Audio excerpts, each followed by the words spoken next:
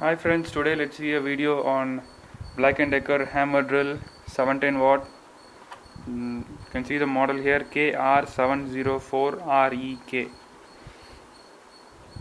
So this is the carry case. It has provision for keeping the drill bits.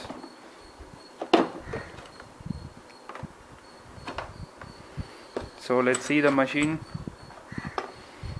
Looks good with the orange and black combination. The power cord is 10 foot long and it has a 13 chuck, keyed chuck. The key is here.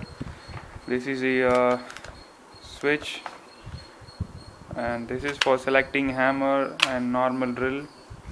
This option is for reverse, forward, and when you're using continuously you can use this whole switch, the small one here, and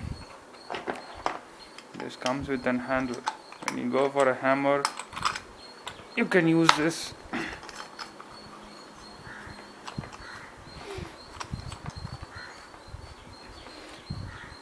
Holding this gives a good grip.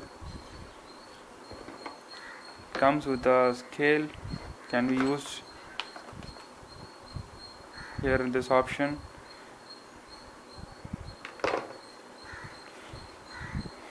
Thank you for watching the review.